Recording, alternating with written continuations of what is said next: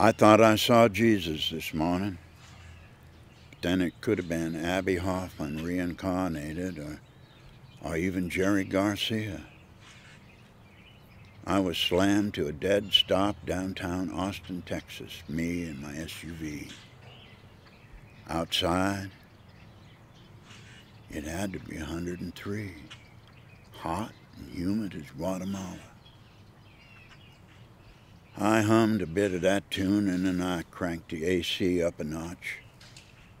My eyes went scoping around looking for something to see.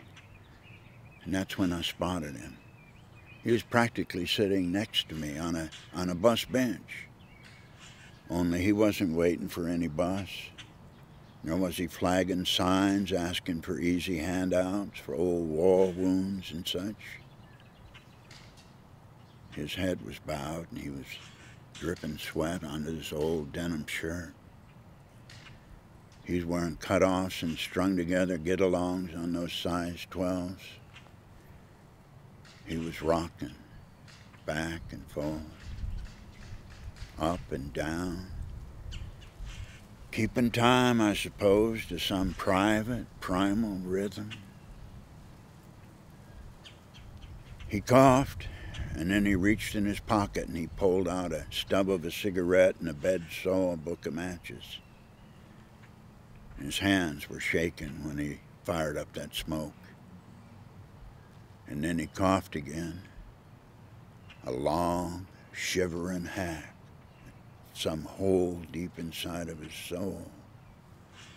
And then he looked at me, up close, personal.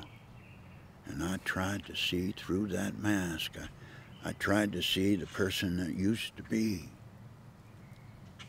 He was weary, and he was worn out by things gone wrong, promises not kept, dreams never realized. And then he smiled, a beautiful two-tooth smile, a grand Christmas morning kind of a smile. And then he saluted, smartly, a first day new recruit boot camp salute. Then those horns started honking. The game was starting again. Red light, green light. Some of those folks were pissed off before the light even changed. And I gave them old boys a one-digit salute.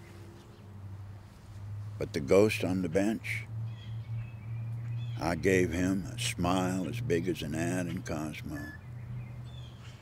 And I saluted him back, a real jazzy Navy leftover.